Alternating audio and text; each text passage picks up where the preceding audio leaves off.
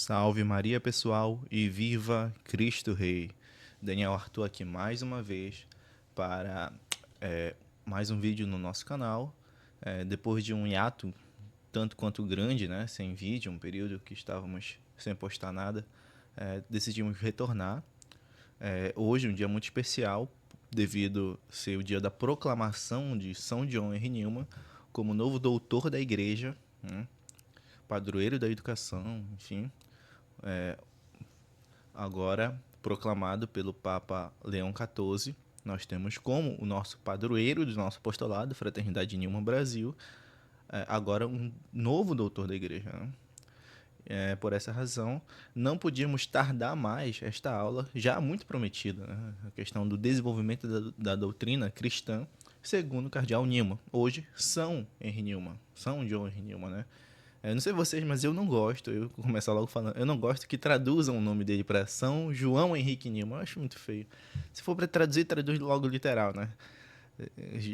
São João Henrique Homem Novo. Tá vendo? Não fica legal. Deixa de John Henry Newman mesmo, né? Enfim, hoje então nós vamos ter uma aula de introdução ao tema, é uma espécie de quase que resenha do livro que eu vou fazer, do livro dele, seu ensaio sobre desenvolvimento. Então, vamos lá. Esses são os tópicos da aula.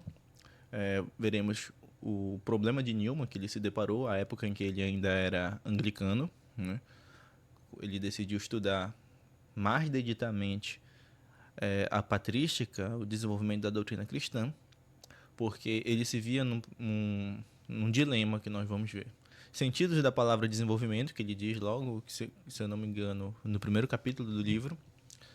Vamos ver sobre as probabilidades antecedentes, que são quase que probabilidades a priori, né, que o cristão deve esperar. São elas: o desenvolvimento são de se esperar, uma autoridade infalível é de se esperar, o provável cumprimento dessas expectativas.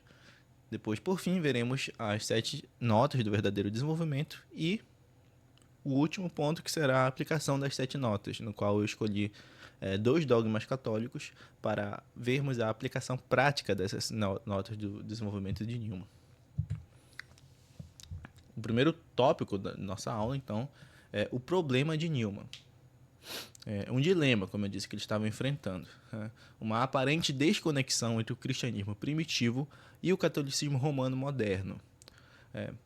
Porque Newman, ele via, existem certas doutrinas católicas que, aparentemente, pelo menos, não tem rastro na igreja primitiva, né? Inclusive é a acusação padrão dos protestantes, né? Que as doutrinas católicas, os dogmas católicos são invencionistas tardias, a Imaculada Conceição, o papado, isso e aquilo. Então Newman, ele se deparou com isso na época que ainda era protestante e anglicano, como eu disse. Quando ele começou a escrever o ensaio, ele era protestante, quando terminou já era católico, né? Então, Newman concede que podem ser encontradas certas aparentes inconsistências e alterações na doutrina e culto do cristianismo histórico. Aqui, então, ele já concede algo que não é restrito somente ao catolicismo. Não é só o catolicismo em sua história que tem aparências de inconsistência, de contradição, até de invenção, né? Ou de alteração na sua doutrina culto, considerado historicamente, mas o cristianismo como um todo, ele vai dizer. Em seguida, apresenta 2 hipóteses para isso. A primeira delas, né, uma delas, é que o cristianismo modificou-se desde o princípio e sempre se acomodou às circunstâncias de cada época. Seus defensores abandonam as pretensões sobrenaturais do cristianismo. Aqui são os liberais, né, que vão falar o cristianismo sempre se adapta à cultura, à região, as influências extrínsecas.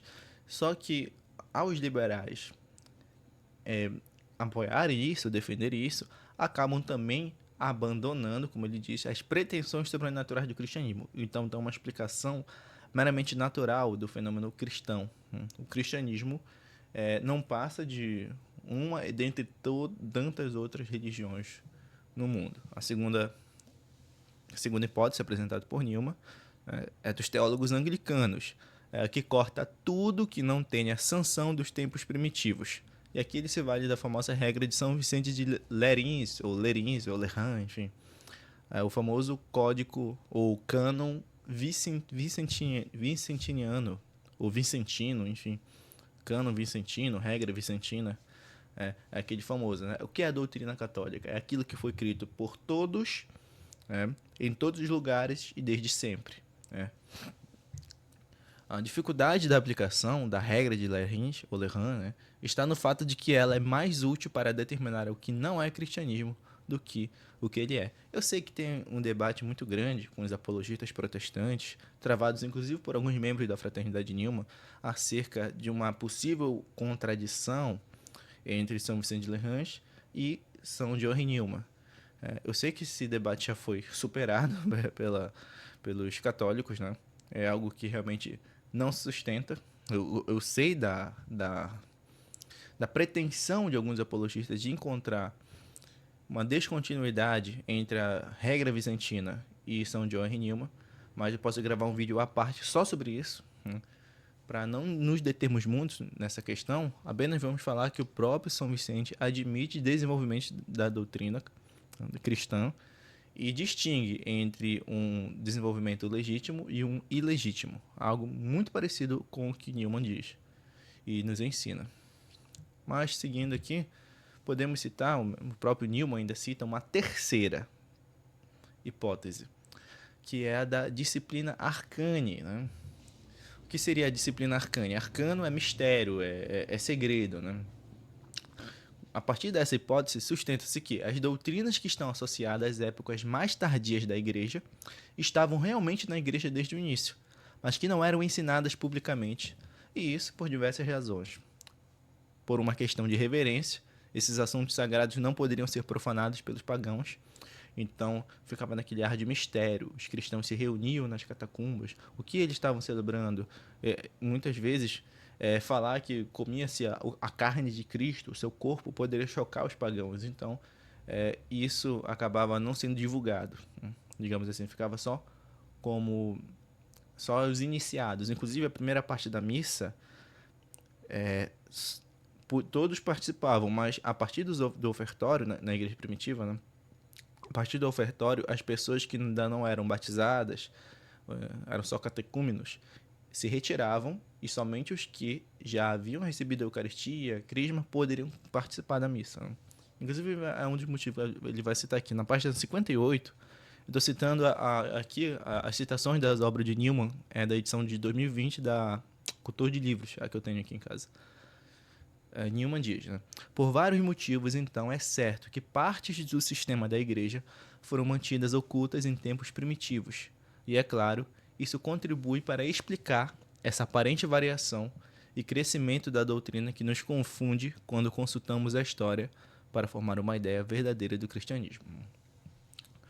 Só que o próprio Newman também vai admitir o seguinte: no entanto, isso não fornece a chave para toda a dificuldade, tal como a encontramos, por razões óbvias, porque as variações continuam para além do tempo em que é concebível que a disciplina estivesse em vigor.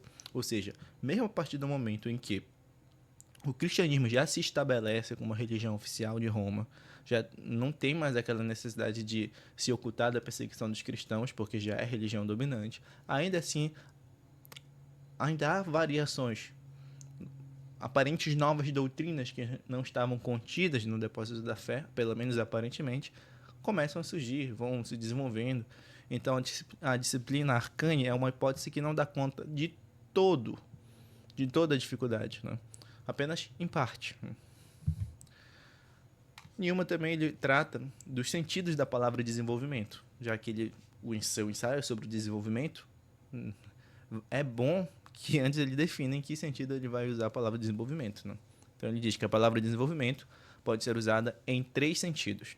Pode se referir ao processo, quando nós dizemos que algo está em desenvolvimento, podemos falar que é o resultado, que algo se desenvolveu, ou indiscriminadamente para qualquer desenvolvimento, verdadeiro ou não. Assim, um falso desenvolvimento é mais adequadamente chamado de corrupção. Então, quando Newman, a partir de determinada parte do seu livro, falar de desenvolvimento legítimo ou verdadeiro, ele vai usar o próprio termo, desenvolvimento. Ao passo que quando ele se referir a desenvolvimentos ilegítimos ou inadequados, ele vai usar o termo corrupção.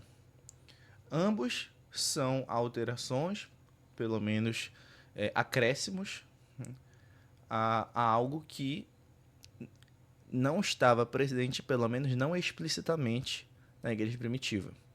Este acréscimo pode ser, para usar uns termos escolásticos aqui, quod si ou quod nos.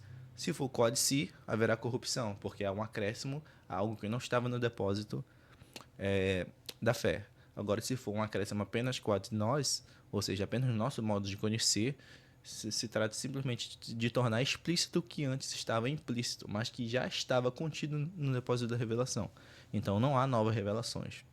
E é isto que vai distinguir o que é um desenvolvimento legítimo do que é uma corrupção. No capítulo 2 do seu ensaio, Newman ele também trata sobre as probabilidades antecedentes. Como assim? Olha, considerando o cristianismo digamos assim, a sua revelação, a escritura, né? Até prescindindo da tradição, mas focamos apenas na escritura, lembrando, ele era protestante, né? Ainda partia, portanto, do paradigma do solo escritura. Partindo tão somente da escritura, podemos chegar a determinadas conclusões que nós podemos, digamos assim, esperar determinadas coisas que iriam acontecer no cristianismo histórico, se partíssemos somente da escritura. Imagina, alguém não conhece a história da igreja, se essa pessoa vai analisar somente a escritura, sem saber o que aconteceu depois com a igreja, descrita ali na escritura, essa pessoa ela pode então, como eu disse, prescindindo do conhecimento histórico do cristianismo, chegar a determinadas conclusões de que, olha, determinadas coisas devem acontecer nessa igreja fundada por Cristo, vivida pelos apóstolos e tudo mais. O que se pode razoavelmente esperar antes de examinar as evidências concretas, ou seja, as evidências históricas, partindo tão somente da escritura, deve-se esperar pelo menos 3 probabilidades. Ele diz que são antecedentes e não consequentes, porque são anteriores, portanto, a qualquer consideração do cristianismo histórico, mas partindo tão somente do seu dado revelado. São 3 probabilidades antecedentes. A primeira é que desenvolvimentos são de se esperar.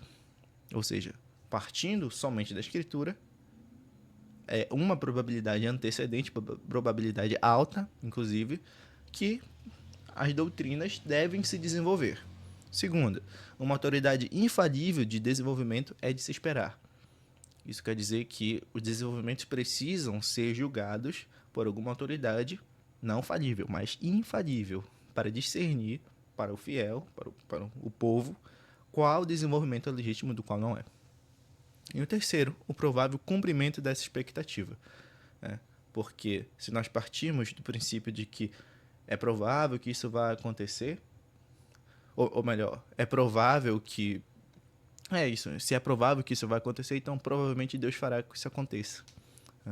Porque se Deus nos dá uma revelação, se nós podemos concluir antecedentemente que essa revelação, as doutrinas dessa revelação irão se desenvolver e que essa igreja deve ter uma autoridade infalível para discernir os seus legítimos desenvolvimentos, então muito provavelmente Deus fará com que isso aconteça de fato, não ficará só na especulação, mas algo que irá acontecer concretamente na história da igreja.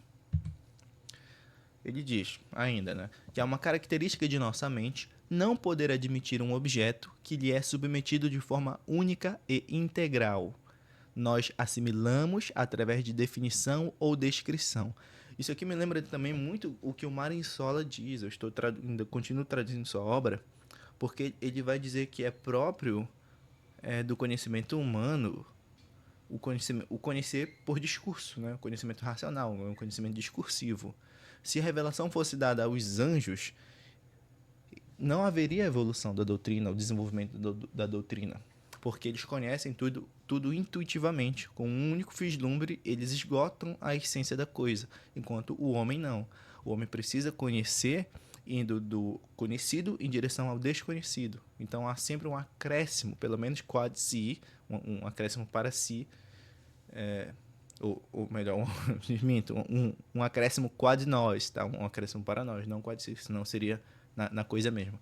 Há um acréscimo no modo como o homem conhece a revelação uma vez dada por todas. Né? E devido ao fato de que o homem ele não consegue esgotar, ou, como diz aqui, não pode admitir um objeto que lhe é submetido de forma única e integral. O homem conhece por partes. Né? Nós assimilamos através de definição ou descrição. Objetos inteiros não criam no intelecto ideias inteiras. Inclusive, é por essa razão que quando nós, do que conhecemos de Deus, seus atributos, embora saibamos que em Deus, devido à doutrina da simplicidade divina, a sua essência é una com seus atributos, a tal ponto que os seus atributos podem ser predicados à essência divina e uns aos outros. E ainda assim, formamos dos atributos divinos conceitos diferentes. Porque, embora seja, na realidade, uma só coisa, Deus e seu amor, sua misericórdia, sua justiça, ainda assim, eles formam em nós conceitos diferentes. Por quê? Objetos inteiros não criam no intelecto ideias inteiras, mas são tomados em série. Isso é próprio da natureza humana, do modo como conhecemos. Né? Então, decompostos em um conjunto de afirmações que se fortalecem, se interpretam e se corrigem mutuamente. E que, com maior ou menor exatidão, se aproximam à medida que se acumulam de maneira mais perfeita. Quanto mais uma ideia é viva, mais variados serão seus aspectos. E quanto mais social e política for a sua natureza, mais complicados e sutis serão os seus problemas, e mais longo e agitado será o seu caminho. Depois de um longo discurso nesse seu capítulo, ainda sobre o que seja desenvolvimento, Newman, usando diversos exemplos históricos, ele nos fala de 5 desenvolvimentos que as ideias, sejam elas políticas, sociais ou religiosas, passam, ou que pelo menos foram registradas na história. Ele fala em desenvolvimento político, lógico, histórico, moral e metafísico. E ao final do capítulo ele vai aplicar isso ao cristianismo. Então ele vai citar como exemplo de desenvolvimento político o episcopado, como exemplo de desenvolvimento lógico o Theotokos, desenvolvimento histórico a data do nascimento de Cristo, desenvolvimento moral a Santa Eucaristia e desenvolvimento metafísico ele diz sobre o credo de Atanásio. Né? Então, vamos aqui tratar sobre a primeira probabilidade que Newman aponta, que são os desenvolvimentos são de se esperar. Né? Ele cita também um fundamento bíblico, né? Porque a própria revelação é progressiva, Deus não revela tudo de uma vez. A pedagogia divina faz com que Deus revele ao homem aos poucos, de modo que primeiro ele revelou que ele é uno, e depois revelou que e nele, apesar de ser uno, há 3 pessoas. Né? Newman diz, toda a Bíblia é escrita sobre o princípio do desenvolvimento. À medida que a revelação prossegue, é sempre nova, mas sempre antiga. Disso ele faz a seguinte diferença. A economia da salvação sugere que Deus pretende um desenvolvimento doutrinário genuíno.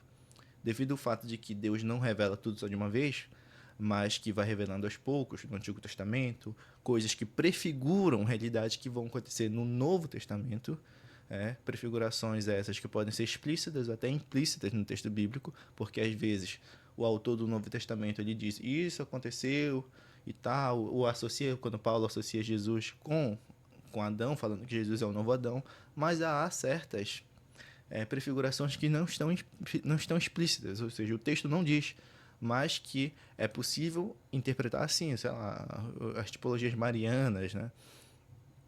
Que apesar de não dizerem explicitamente, nós podemos muito bem chegar às conclusões de que, sei lá, a arca era uma prefiguração de Maria e coisa e tal, né? A questão que se coloca é se as ideias que o texto transmite do escritor ao leitor chegam ao leitor de uma só vez em sua completude e previsão. Lembrem que quando o homem conhece alguma coisa, essa coisa forma nele diversas ideias. Ocorre que um mesmo objeto pode formar no homem diversas ideias, só que nem todas surgem simultaneamente nele, algumas podem surgir só depois. Porque o homem não esgota a essência do objeto num único vislumbre, porque ele não tem um conhecimento intuitivo tal qual o anjo. Né? Quando é declarado, o verbo se fez carne, 3 grandes questões se nos apresentam, já no próprio anúncio. O que se entende por verbo? O que se entende por carne? O que se entende por se fez? São 3 perguntas básicas para a correta interpretação do termo, ou da expressão o verbo se fez carne. As lacunas que existem no credo original da igreja são um indício de que provavelmente esses desenvolvimentos que brotaram das verdades que lhes são suporte eram destinados a preenchê-las. Então, devido à própria natureza da revelação divina, devido às próprias lacunas que existiriam no credo original, ao símbolo dos apóstolos, é de se supor que haverá, portanto, desenvolvimentos que devem justamente o quê? Preencher essas lacunas. É o que Newman diz. Então, segunda probabilidade, deve haver ou deverá haver uma autoridade infalível. Se Deus se revela, é provável que ele garanta a preservação dessa revelação. Que nada adianta Deus nos dar um livro infalível e não garantir meios desse livro ser preservado e chegar para nós até hoje. E não falo só do texto, mas de chegar à correta interpretação desse texto. Né? Uma revelação divina exige um intérprete autorizado e infalível para protegê-la de corrupções. Porque preservar o texto, talvez o texto original, não no sentido dos manuscritos, mas pelo menos do conteúdo original, é importante. Mas mais importante que isso é preservar uma interpretação correta desse texto. Né? A doutrina da infalibilidade da igreja é antecedentemente provável. Tá? Inclusive, por argumentos bíblicos, né? A gente pode citar vários aqui, mas enfim. A probabilidade de haver desenvolvimentos verdadeiros da doutrina e da prática na ordenação divina é proporcional à probabilidade da existência de uma autoridade externa para decidir sobre eles, separando-os da massa das meras especulações humanas, da extravagância, da corrupção e do erro que crescem dentro e fora dela. Ou seja, se é provável que vai existir desenvolvimentos, então é provável, proporcionalmente provável, que deve existir uma instância, uma autoridade infalível que irá julgar quais desenvolvimentos são genuínos e quais não são. Não apenas a revelação precisa de credenciais que lhe atestem a confiabilidade, mas também os seus desenvolvimentos. Né? Qual seria esse credencial? O aval dessa autoridade infalível. Terceira probabilidade, o provável cumprimento das expectativas. Né? Se uma autoridade é esperada, é provável que ela exista de forma identificável. Porque, imagina, a Torre de Babel que não seria no cristianismo histórico se determinadas pessoas ou instâncias diferentes reivindicassem para si a autoridade de interpretar a escritura, cada uma arrogando para si o dom da infalibilidade. Aí nós teríamos uma verdadeira Babel. E era isso que Newman estava vendo. Não no cristianismo que ele considerava histórico, mas no protestantismo. Por isso tem aquela sua célebre frase, né? Não importa quantas vicissitudes históricas existam, quantas dúvidas, uma coisa é certa: o cristianismo histórico não é o protestantismo. O catolicismo é universalmente reconhecido por amigos e críticos como uma autoridade doutrinária distinta. O catolicismo se distingue das demais correntes do cristianismo. Uma revelação não é dada se não houver autoridade para decidir o que foi dado, o que foi revelado. O argumento de Newman, ele diz: desde o início do cristianismo, seu magistério esteve focado naqueles dogmas eclesiásticos que depois foram reconhecidos e definidos, com um avanço maior ou menor em sua direção, até que, por fim, esse avanço se tornou tão pronunciado que justificou sua aprovação e definição como dogmas e a sua colocação na posição de uma interpretação legítima e de uma chave para os vestígios e registros históricos da doutrina que assim havia chegado a seu termo. Assim, né, o desenvolvimento do cristianismo não é um efeito do desejo ou de uma resolução, do entusiasmo forçado ou de qualquer mecanismo de raciocínio ou de qualquer mera sutileza do intelecto, mas vem do seu próprio poder inato de expansão no interior da mente no tempo próprio, embora mediante o uso da reflexão, da argumentação e do pensamento original. Ou seja, as doutrinas que se desenvolvem ao longo do tempo não são fruto meramente de raciocínios, mas já estão contidas ali, porque o desenvolvimento do cristianismo não é um efeito do desejo ou da razão, é algo de sua própria natureza. vem do seu próprio poder inato de expansão no interior da mente, no tempo próprio. No tempo próprio. Né? Devido... Assim, eu sempre falo, é ingenuidade demais pensar que os cristãos, os seres humanos, eles esgotariam completamente a compreensão da revelação divina em 100 anos, 200 anos, 300 anos. Né? Já se passaram aí, estamos no ano 2025, 21 séculos de cristianismo e ainda não esgotamos completamente a compreensão de tudo que nos foi revelado. Então é uma presunção, se não ingenuidade, né? Esperar que todos os cristãos nos primeiros tempos, na igreja primitiva, já tivessem esgotado toda a compreensão. Não havia esgotado. Né? Assim, uma evidência convergente em favor de certas doutrinas pode, sob certas circunstâncias, ser uma prova tão clara de sua origem apostólica como aquela a que na prática se pode chegar com o que foi crido sempre, em todo lugar e por todos.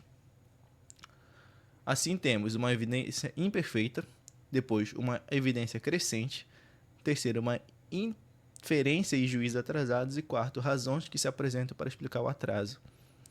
Então, Newman ele vai explicar, olha, às vezes uma determinada doutrina que surgiu tardiamente, entre aspas, tardiamente, ela já tinha no passado uma série de evidências que convergiam. Embora cada uma dessas evidências isoladas não fossem suficientes para provar a doutrina em questão, tem a questão do peso acumulativo das evidências. Tem, por exemplo, eu penso agora na Assunção da Virgem.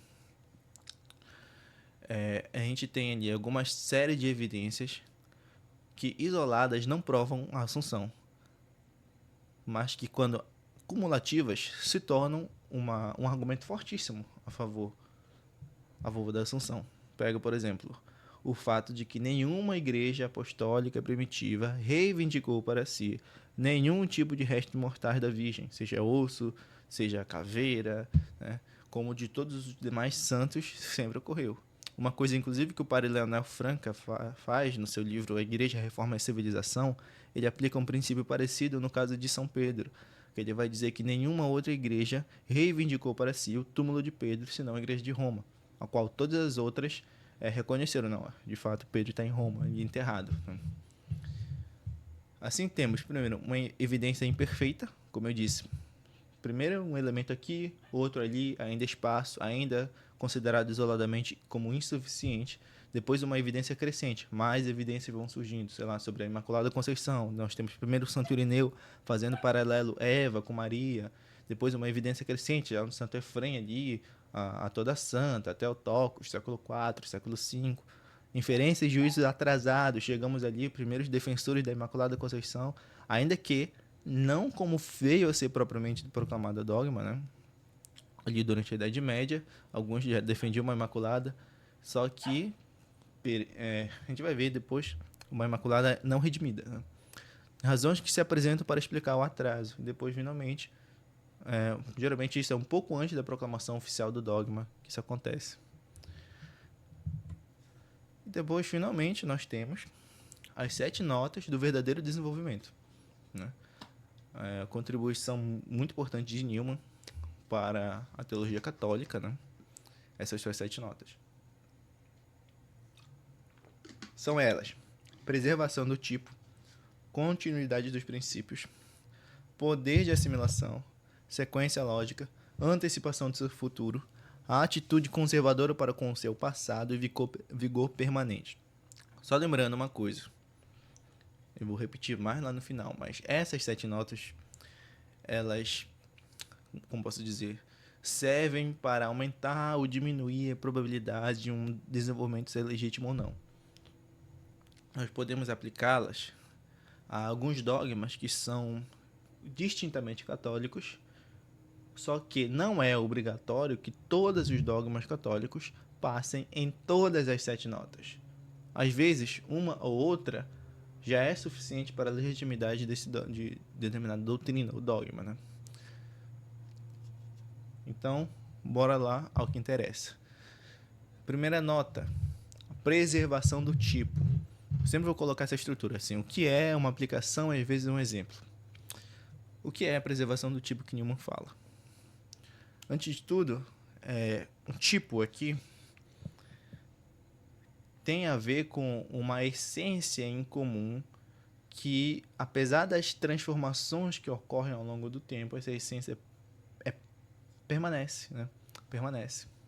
Assim, é a manutenção da identidade fundamental e do caráter essencial da ideia original, através de todas as mudanças e adaptações. Então, não deixou de ser a mesma ideia original, apesar de ter um acréscimo, apesar de ter uma mudança, apesar até de ter uma metamorfose. Por exemplo, uma lagarta que se transforma em borboleta, ou um girino que se transforma em sapo.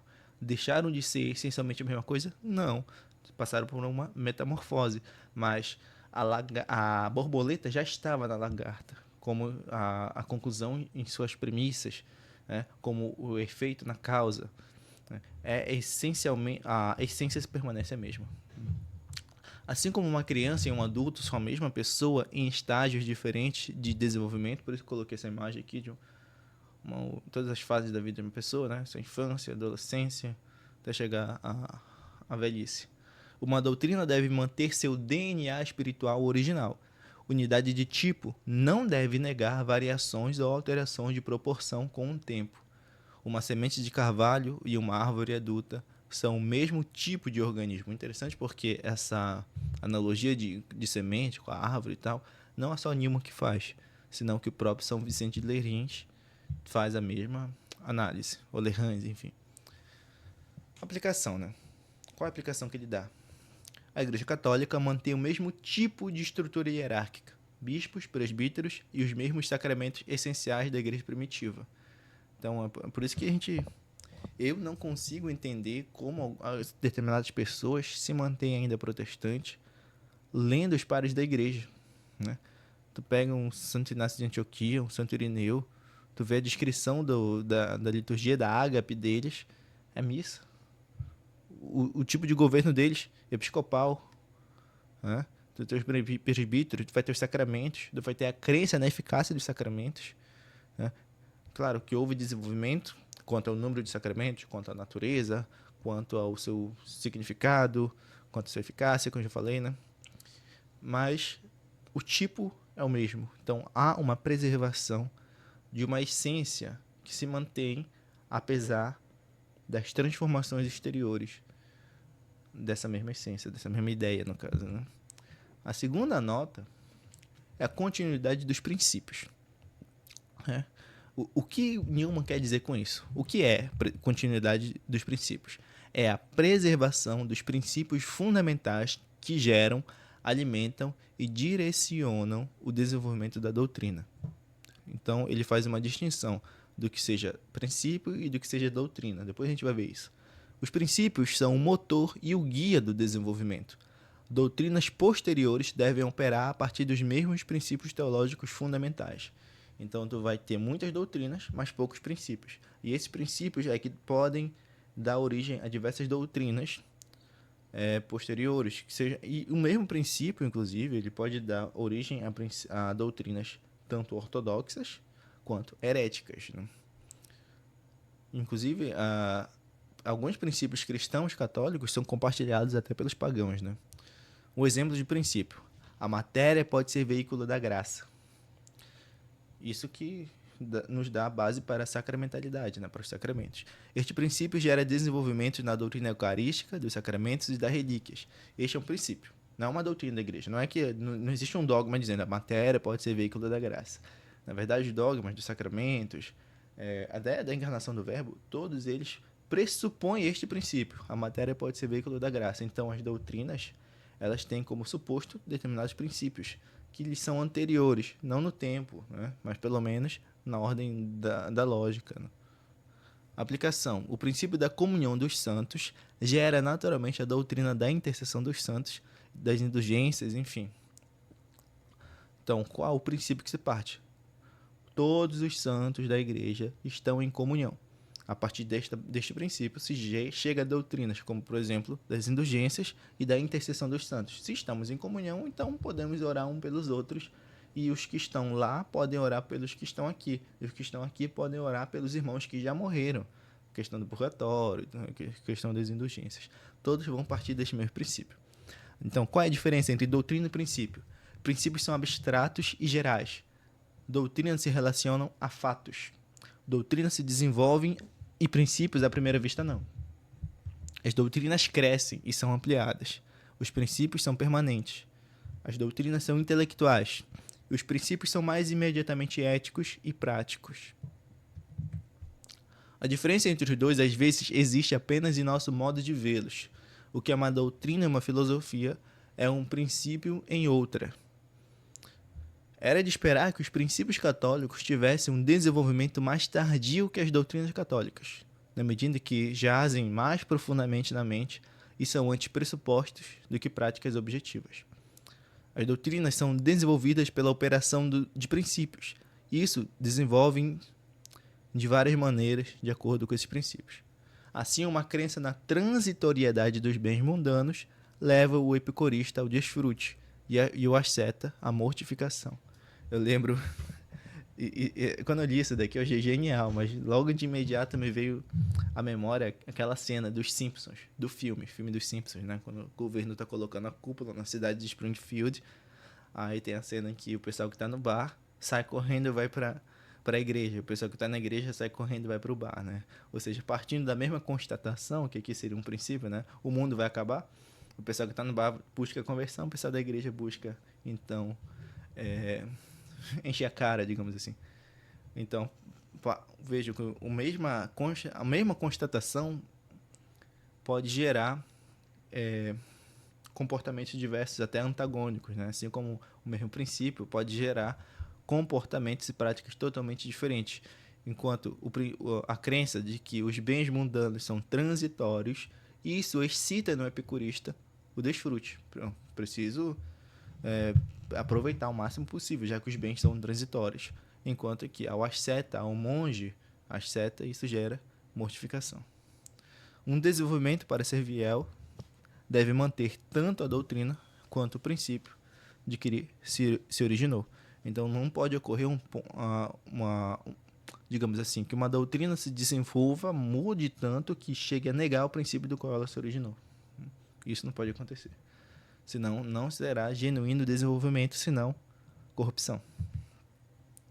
A doutrina sem o seu princípio correspondente permanece estéril. É estéril aqui, Henrique. Estéril, senão sem vida.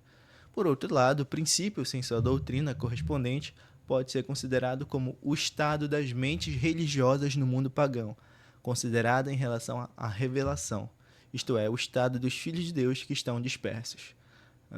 Seria como que o princípio ele pode até, por poder ser alcançado pelos pagãos, o princípio prescinde da revelação. O princípio, por prescindir da revelação, ele pode ser alcançado pelos pagãos, como de fato foi alcançado. Só que é um princípio sem suas doutrinas correspondentes. Então, ele é o quê? O estado da mente religiosa no mundo pagão, considerado em relação à revelação. Seria, eu imagino, quase que como uma matéria esperando a sua forma para ser informada. Não sei se faz sentido, mas eu pego, embora Newman não seja escolástico, muitas vezes eu acabo me vejo lendo os seus textos e fazendo análises ou comparações com categorias escolásticas, né? Talvez não seja correto, mas enfim. Os pagãos podem ter os mesmos princípios que os católicos. Isso aqui é importante. Os pagãos podem ter os mesmos princípios que os católicos. Protestante vê isso daqui, tá vendo? Católicos e pagãos, mesma coisa. Os hereges não podem. Um princípio é um teste melhor para a heresia do que a doutrina. Isso aqui me lembra muito a questão da tese principal do padre Paulo Ricardo naquele seu curso. Por que não sou protestante? No qual ele vai dizer que tudo que os protestantes negam do catolicismo tem que ver com a extensão da humanidade de Cristo. Os sacramentos que os protestantes negam são extensão da humanidade de Cristo. Os santos, veneração às relíquias, são aspectos da extensão da humanidade de Cristo, enfim. Então seria o princípio tem que ver com a humanidade de Cristo e a sua extensão para os sacramentos, para a igreja, enfim. Então, mesmo que os protestantes compartilhem com os católicos algumas doutrinas, não compartilham deste princípio. Ou ainda, outros princípios, sei lá, de que a matéria pode ser veículo da graça. É algo que é um princípio que pode ser compartilhado por pagãos, inclusive, né? Então, é isso que ele quer dizer, que os pagãos podem ter os mesmos princípios que os católicos. Os hereges não podem. Os hereges têm princípios diferentes, por isso vão ter doutrinas diferentes. Hereges são fiéis a seus princípios, mas mudam de opinião em todas as direções, pois doutrinas totalmente opostas podem ser exemplificações do mesmo princípio. Assim, os antioquenos e outros hereges às vezes eram arianos, às vezes sabelianos, e às vezes nestorianos, às vezes monofisitas, como que é o acaso, por fidelidade ao seu princípio comum de que não há mistério na teologia. Então, partindo do princípio de que não há mistério na teologia, ou seja, tudo pode ser compreendido pela mente humana, eles buscavam explicar todos os aspectos, explicar racionalmente todos os aspectos do que nos foi revelado, de modo que eles caíam em um erro ou em outro, como que levados pelo vento. Assim, a continuidade ou a alteração dos princípios sobre os quais uma ideia se desenvolveu é uma segunda marca de diferenciação entre um verdadeiro desenvolvimento e uma corrupção. Terceira nota: poder de assimilação. O que é? É a capacidade da ideia original de incorporar, transformar e integrar elementos externos em seu próprio organismo, sem perder sua identidade. Uma ideia viva e verdadeira não é destruída pelo confronto com outras ideias. Ela as digere e converte em nutrientes. Essa imagem é muito bonita, né? Enquanto um ser é vivo, ele irá se alimentar. Quando um ser morre, ele já não se alimenta. Ele já não passa mais a digerir.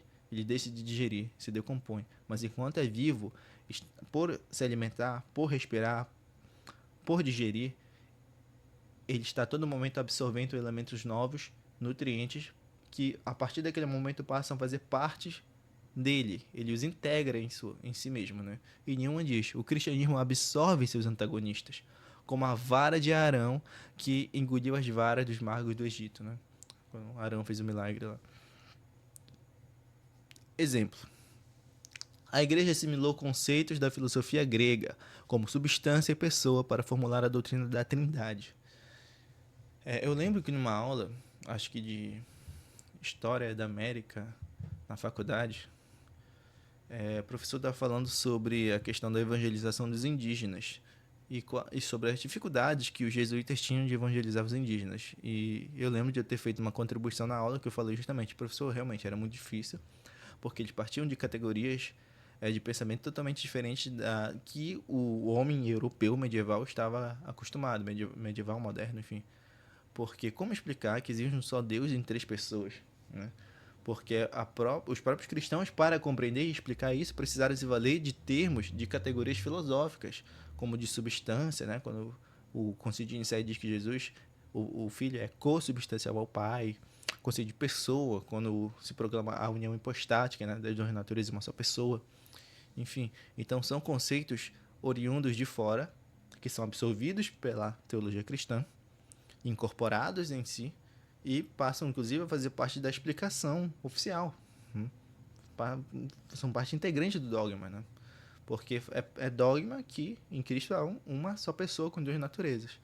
E é dogma que Jesus tem uma natureza humana completa. O próprio termo natureza, pelo modo como se entende que seja natureza, grande parte desse modo tem absorção da filosofia, seja ela neoplatônica, seja ela aristotélica, enfim. E qual seria a aplicação, além da trindade, né? Desse poder de assimilação é a data da festa do Natal, que foi assimilada de festividades pagãs do solstício, sendo batizada para celebrar o sol da justiça, que é Cristo. O que não quer dizer que necessariamente Cristo não tenha nascido na data que celebra o Natal, né? Newman também não pretendia dizer isso, mas tão somente que de fato houve uma assimilação aí. O que é algo negativo? Não é. Ele diz ainda na página 247: no mundo físico, tudo que tem vida é caracterizado pelo crescimento, e de nenhum modo crescer significa deixar de viver.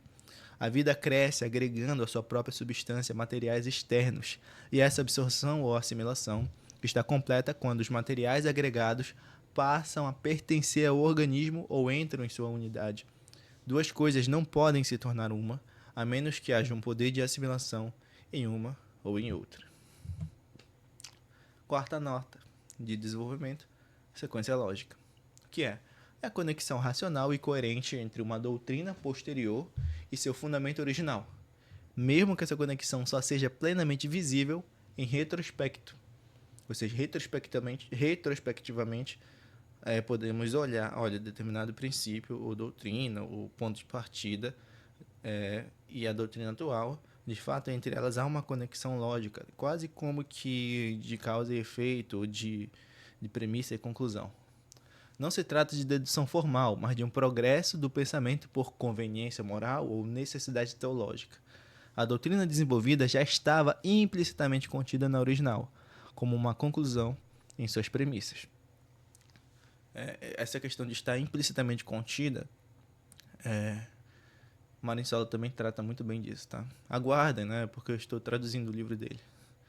O exemplo que Newman dá, a doutrina do batismo, deduzem-se logicamente em contexto histórico-teológico as práticas de penitência, satisfação e a noção de purgatório. E a aplicação que ele dá, a definição da Imaculada Conceição de Maria segue logicamente do princípio de que Cristo a redimiu do modo mais perfeito, como uma preservação antecipada. E eu posso dizer mais ainda, que a Imaculada Conceição também segue como uma conexão com a maternidade divina, né? E do princípio de que a santidade de Cristo é tão grande que reivindicava para si ter a mais perfeita das mães. Mas Cristo não teria a mais perfeita das mães se tivesse uma mãe que em algum momento foi pecadora, né? Então tem uma conexão lógica aqui, mesmo que vista apenas retrospectivamente, né? Aí Newman diz, entre as páginas 251 e 52, a lógica é a organização do pensamento e, como tal, é uma segurança para a fidelidade dos desenvolvimentos intelectuais. E a necessidade de usá-la é inegável, porque suas regras não devem ser transgredidas. Pode-se questionar se um verdadeiro desenvolvimento poderia ser outra coisa além de uma operação lógica.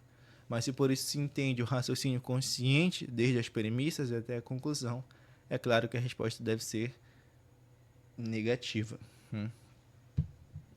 Então, um verdadeiro desenvolvimento não se limita, não se restringe a ser uma operação lógica, um raciocínio consciente feito por uma pessoa, pelo Papa, isso, aquilo. Não se limita a isso. Então, a resposta deve ser negativa. Quinta nota, antecipação do seu futuro. O que é isso? É a presença de indícios, germes ou sementes de um desenvolvimento doutrinário posterior, já nos estágios iniciais da tradição. Uma doutrina desenvolvida não aparece do nada. Ela é prenunciada de forma embrionária nos escritos dos padres da Igreja, na liturgia primitiva ou na prática devocional antiga. O desenvolvimento posterior é o florescimento de algo que já estava plantado. O exemplo é a devoção de Maria como Theotokos, Mãe de Deus, no século III, que antecipa as definições cristológicas de Éfeso, que só foi ocorrer em 431, e a posterior devoção mariana. Então veja, o título de Theotokos, apesar de nesse período não haver sido oficialmente dogmatizada, já antecipava as definições do concílio. Tanto é que, pelo menos a história diz, que foi quando Nestório negou, ou Nestório, um de seus discípulos, lá não lembro o nome, que teria negado o título Theotokos, que foi quando houve grande revolta da população. E o título Theotokos, como os protestantes batem na tecla bastante, né? É um título, sobretudo, cristológico, de fato, né? Porque se Maria é Mãe de Deus, significa apenas reivindicar para Cristo o status de divindade. Cristo é Deus, né? Uma aplicação, as orações pelos mortos nas catacumbas antecipam a doutrina formal do purgatório. E, de fato, nós temos com evidências vastas que os primeiros cristãos oravam pelos mortos. Isso tem nas catacumbas e tudo mais. Então, tal elemento está antecipando doutrinas que se tornarão explícitas ou desenvolvidas tão somente no futuro. Eu lembro também a questão da Imaculada Conceição, né, que eu já mencionei aqui, a questão de Santo Irineu, o paralelo de Maria com a Eva. A gente vai ver lá no final da aula mais detidamente sobre isso, mas já adiantando isso, né?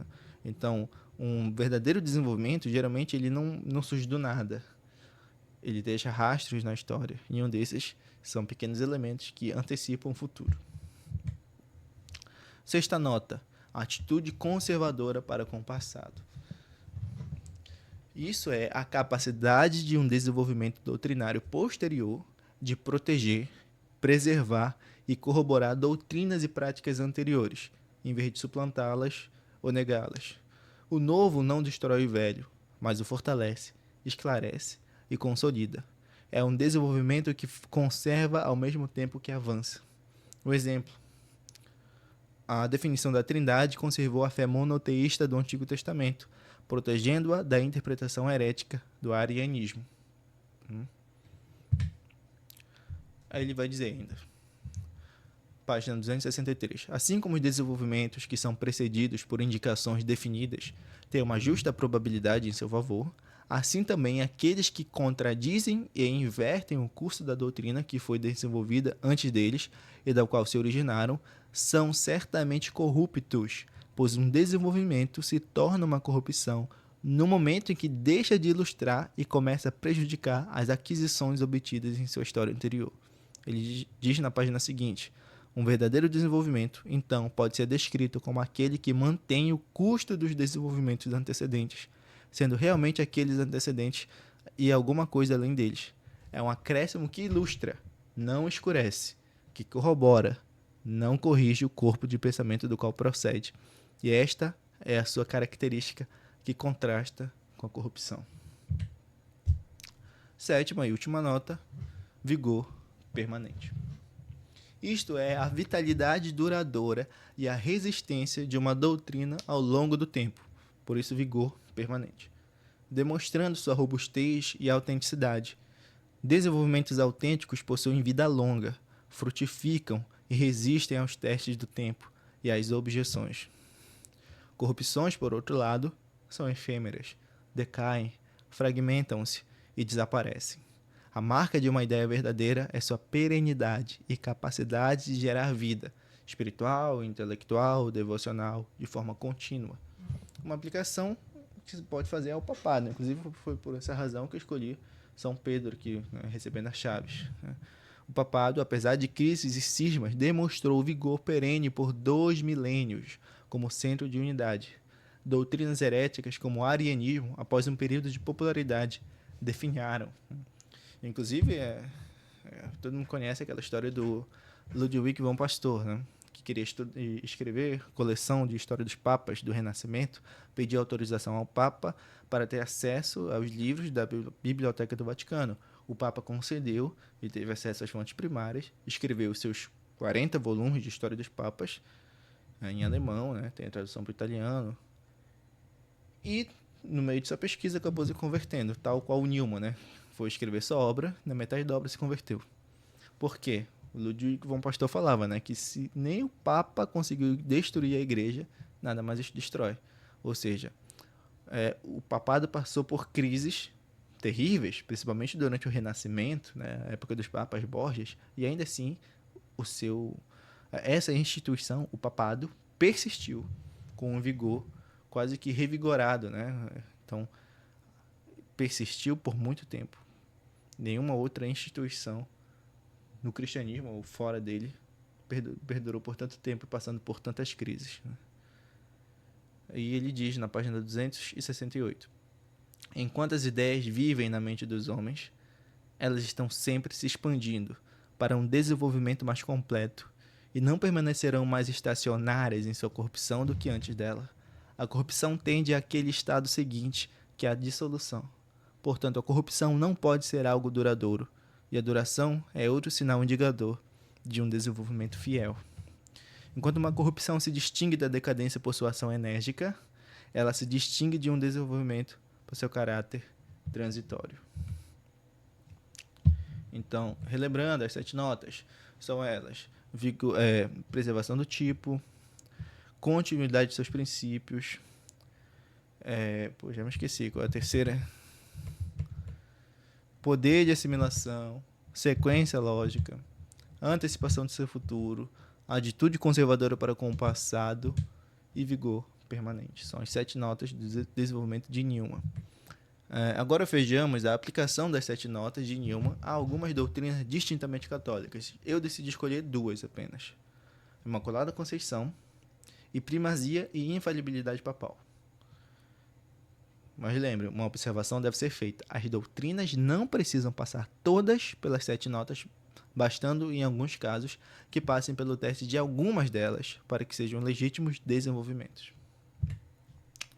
Bora lá pegar a Imaculada Conceição e ver se ela passa no teste das 7 notas. Primeira nota, preservação do tipo. E de fato passa, pois a santidade única de Maria é um tipo que remonta aos primeiros séculos, chamada de Nova Eva por Irineu de Lyon, no seu Contra as Heresias.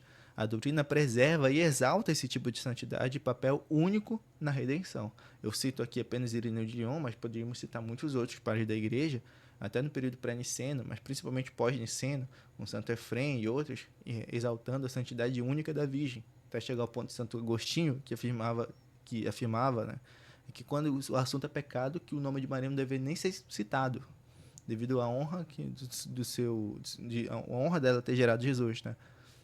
Claro que se falava de uma santidade pessoal e, portanto, de pecados pessoais, mas lembrem-se que alguém que vai fazer uma análise histórica da Imaculada Conceição deve levar em consideração que esta doutrina pressupõe já acabada, já desenvolvida, as doutrinas como a do pecado original. Não tem como isentar Maria do pecado original se não se estabelece primeiro o que seja pecado original. Portanto,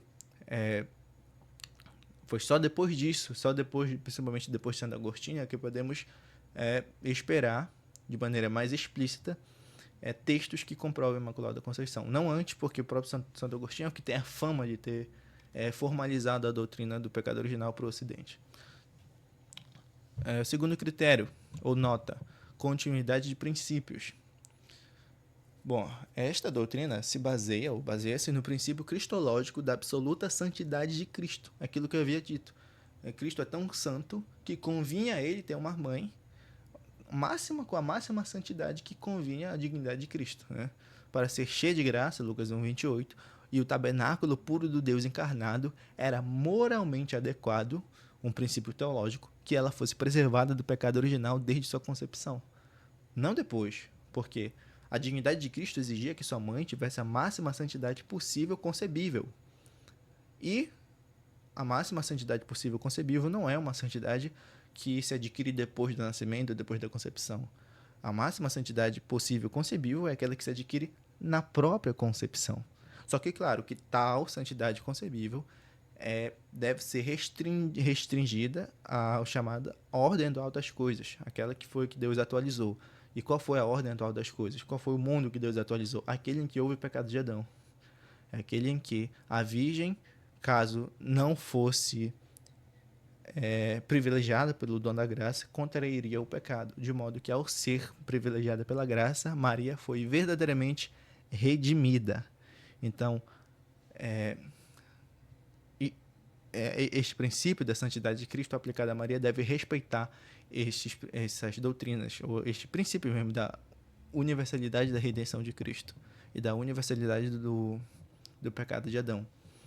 Respeitando isso, ou seja, incluindo Maria dentro, pelo menos, da iminência, ou do risco, ou do perigo de contrair o pecado, que é o débito no pecado, e respeitando o princípio da universalidade da redenção de Cristo, fazendo, portanto, que Maria, caso não fosse privilegiada, incorreria em pecado, e fazendo com que, ao ser privilegiada, seja redimida. Se preserva isso, então nós temos uma verdadeira Imaculada Conceição, e há uma verdadeira continuidade de princípios. E, finalmente, terceira nota, poder de assimilação. Bom, essa doutrina assimilou e purificou conceitos antigos de santidade e pureza ritual, elevando-os a um novo patamar teológico sobre a graça redentora de Cristo. E, de fato, foi o que aconteceu. Porque determinadas pessoas, personagens da Bíblia, foram santificados ainda no ventre. Então, essa santidade não poderia ser negada também a Maria, a sua santificação no ventre. Santo Tomás, citando um texto que hoje aparentemente é expuro de Santo Agostinho, né? Mas que podemos... o argumento ainda se vale, de que aquela graça que foi concedida a João Batista, e qual foi Ezequias? Ezequias não, João Batista e Elias, ou Ezequiel, agora eu não lembro. Enfim, tô com sono já. João Batista, que foi santificado no ventre, esta graça não poderia ser negada à Virgem. Portanto, foi concedida à Virgem. Só que ainda num patamar teológico ainda maior, uma graça de redenção ainda maior, né, do que a João Batista, devido ao fato de que Maria devia ser mãe de Cristo. O quarta nota é a sequência lógica. Segue logicamente da doutrina da graça e da santidade única de Cristo. É aquilo que eu falei. Convinha a dignidade de Cristo ter uma mãe imaculada. Se a graça de Cristo nos redime do pecado, é lógico que sua mãe tenha sido redimida de uma maneira mais perfeita e antecipada. Uma preservação, não libertação. É quase que o argumento dos Scotus aqui, né? Que ele vai dizer que Cristo não seria mediador perfeitíssimo, ou redentor perfeitíssimo, se não redimisse ao menos uma pessoa de modo preservativo e não apenas liberativo. A quinta nota é a antecipação do futuro. Nós temos isso, a Imaculada Conceição tem essa nota, porque a devoção primitiva a Maria como Theotokos, Mãe de Deus e sempre Virgem, contém os germes da crença em sua pureza singular, que culminaria na definição da Imaculada Conceição. De fato, a gente não pode dizer, por exemplo, que hoje um patrólogo protestante conhece mais dos pares da igreja do que um Santo Agostinho. E um Santo Agostinho chegava a conclusões que hoje um protestante já não admite, a saber, a santidade da Virgem a tal ponto que exclui até os pecados veniais. A maioria dos protestantes não admitem isso. Eles vão pela via de que a Virgem Maria foi apenas uma mulher qualquer que pecou venialmente, até mortalmente, inclusive. Só que Santo Agostinho, conhecendo os escritos dos seus contemporâneos e dos padres antigos que viveram antes dele, via nesses escritos algo que justificava a sua afirmação de que a Virgem não tinha pecados, né? O que, portanto, torna natural que, posteriormente, alguém, vendo os escritos de Santo Agostinho e de seus pares anteriores, dê um passo a mais e afirme que, além de não ter pecados pessoais, a Virgem também não teve nem pecado original. Eu não quero entrar aqui, não no momento, quem sabe no futuro, na treta sobre se Santo Agostinho negou ou não a Imaculada Conceição. Ainda não tenho uma opinião formada sobre a questão, estou estudando ainda. Mas se for trazer para o canal um vídeo sobre isso, será, se não no mesmo nível, pelo menos quase no mesmo nível que foi sobre o vídeo em que eu tratei a posição de São Tomás sobre essa questão. Tá? A sexta nota é a ação conservadora sobre o passado. Não, já falei? Não, ainda não. Né? Sexta nota. A definição dogmática de 1854 não anulou as doutrinas do pecado original ou da necessidade universal de um Salvador, que eu já disse. Pelo contrário, afirmou que Maria foi salva por Cristo de uma maneira mais excelsa. Assim como a proclamação da Trindade não anulou o monoteísmo, embora os unitaristas vão falar que sim, alguns pagãos digam que sim, descrentes vão falar que sim. A mesma coisa, Maria foi redimida antecipadamente, foi salva antecipadamente, então não foi salva. Mas ela diz que ela teve Salvador, então só pode ter tido pecado. Então, quase a mesma coisa que eles falam. De fato, a Imaculada Conceição tem sim uma atitude conservadora para com o passado, porque preserva essas doutrinas que lhes são anteriores, da universalidade do pecado e da redenção de Cristo. E a sétima nota é o vigor permanente. De fato, a doutrina demonstrou vigor perene desde quando surgiu. O número de seus adeptos só foi crescendo, apesar de enfrentar muitos adversários, alguns adversários até formidáveis, e aquilo que eu sempre digo, nenhum protestante pode bolar um argumento que for contra a Imaculada Conceição que não tenha sido usado já pelos católicos durante o longo período da controvérsia imaculista. Muitos católicos, doutores inclusive da igreja, levantaram fortes objeções à Imaculada Conceição, muito melhores, inclusive, do que as que são levantadas pelos protestantes de hoje em dia. E essas respostas, já foram dadas respostas a tais objeções. Portanto, essa doutrina passou pelo teste do vigor permanente, pois demonstrou vigor perene, inspirando uma profunda devoção, arte, teologia espiritual ao longo dos séculos, sem se desgastar ou ser abandonada. E, de fato, quando Pio IX convocou a opinião ali dos bispos ao redor do mundo inteiro acerca da possível proclamação da Imaculada Conceição, isso lá na década de 50, século XIX, a resposta foi uma esmagadora, um sim esmagador. Né? A maior parte dos bispos quiseram a definição da Imaculada Conceição como dogma de fé. Vejam só que em séculos, desde que ela surgiu, desde que São Bernardo pediu ao Papa que proibisse a festa, que não era a mesma festa que se celebra hoje, tá? Porque a concepção, né, naquele período não é a mesma coisa que a concepção no período do dogma, tá? Vou tratar de São Bernardo também, isso é a questão, qual foi a Imaculada que São Bernardo negou? Será que foi a que veio a ser dogmatizada? Já adianto, não foi. A segunda doutrina, então, é a primazia e a infalibilidade do Papa, nosso bispo de Roma.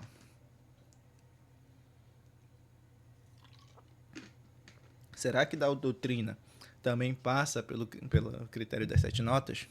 Vejamos logo a primeira nota. Preservação do tipo. Bom, o tipo de liderança petrina, a Pedro foi dado um papel de primazia entre os apóstolos, Mateus 16, 18, João 21, 15, 17, é preservado. O Papa é visto como o sucessor de Pedro, mantendo a unidade da igreja.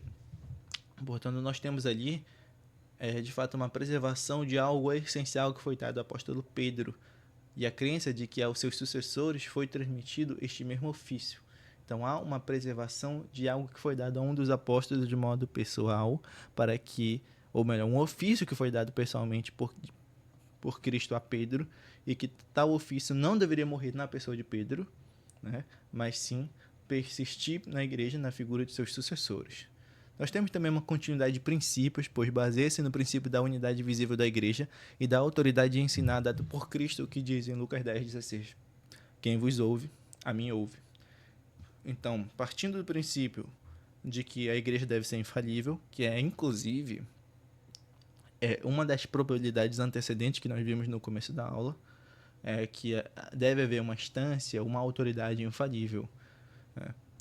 E esta instância, autoridade infalível, a igreja, deve ter um líder, como nós vimos aqui, pelo menos na preservação do tipo, a partir da nomeação de Pedro como líder dos apóstolos, que seu sucessor deve ser o líder da igreja e liderar, portanto, sua infalibilidade. Poder assimilativo, a terceira nota. A igreja assimilou estruturas de governo do Império Romano, de fato, como o conceito de sede imperial, para estruturar e exercer a primazia do bispo de Roma de forma prática e jurídica. Quarto, sequência lógica.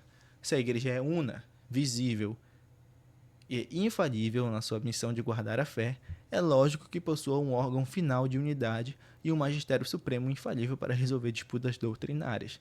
Porque de nada adianta, como digo, ter um magistério infalível. Primeiro, vamos recordar mais ainda. De nada adianta Deus nos ter dado uma revelação infalível se não nos desse um meio infalível de interpretar essa revelação. Ou pelo menos uma instância, uma autoridade infalível que interpretasse isso. Mas de nada adiantaria Deus ter nos dado esta instância, esta autoridade infalível, se não nos desse meio visível de reconhecer tal instância. Porque se não for assim, muitas instâncias, muitos bispos vão, como eu disse, arrogar para si esse título. E o que vai garantir que é este ou não aquele, ou aquele não este? Se não for visível, se não mantiver as características da preservação do tipo, continuidade de princípio, sequência lógica, vai ser cada cabeça uma sentença, e vai virar de fato uma Babel, né? Cada um falando uma língua diferente. Quinta nota, antecipação do futuro. A primazia de honra e autoridade do bispo de Roma é atestada desde muito cedo, como por exemplo, Clemente de Roma intervindo em Corinto, porque ele era bispo de Roma, mas mesmo assim estava intervindo com um tom de autoridade em Corinto, né? E é longe, Roma de Corinto é longe, e com autoridade preeminente ainda no século II. Falando aqui, eu pulei, né? Irineu de Lyon falando da igreja romana com autoridade preeminente no século II, que diz que ele diz que é com esta igreja que todos os demais devem concordar. Devem concordar. O conceito de infalibilidade está implícito na crença na assistência do Espírito Santo à igreja para guiá-la à verdade. Sexta nota, a ação conservadora sobre o passado.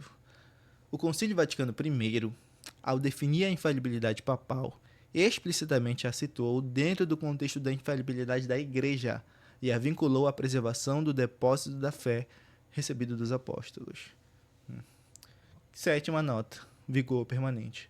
A instituição do papado, apesar de crises e divisões, mostrou uma vitalidade extraordinária, mantendo-se por 2 milênios como um centro de unidade e autoridade para uma porção significativa dos cristãos. É aquilo que eu já mencionei, né? A questão de que os papas passaram por crise, tivemos péssimos papas, tivemos os papas Borges, o Papa do Renascimento, enfim.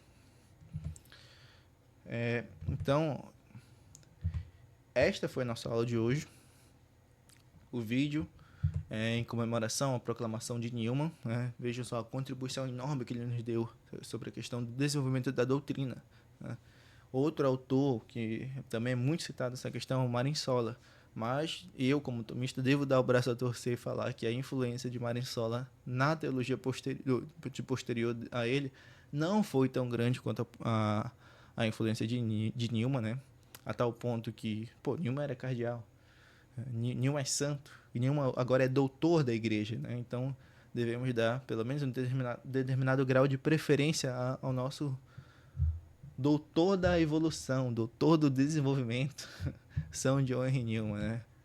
Estou gravando este vídeo agora de madrugada, são exatamente 2h30 da manhã, então ainda não sei qual é o título oficial que Newman recebeu como doutor pelo Papa Pio IX. Pio IX, meu Deus, eu vi a imagem dele aqui. Papa Leão XIV.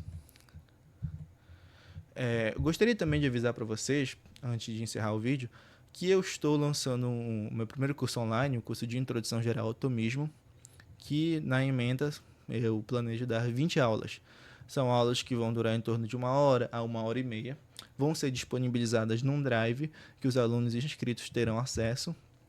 O curso está no valor de R$100. A pessoa paga uma só vez, vai ter acesso para o resto da vida. Eu vou tratar desde lógica, vou tratar das categorias, vou tratar dos predicáveis, física, psicologia, metafísica, teologia.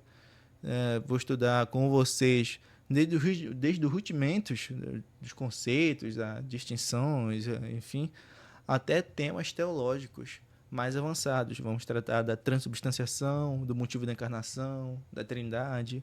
Né? De início eu ia dar o título de Introdução à Filosofia Tomista, só que eu também quis tratar assuntos que fogem ao escopo da filosofia e que já adentro na teologia.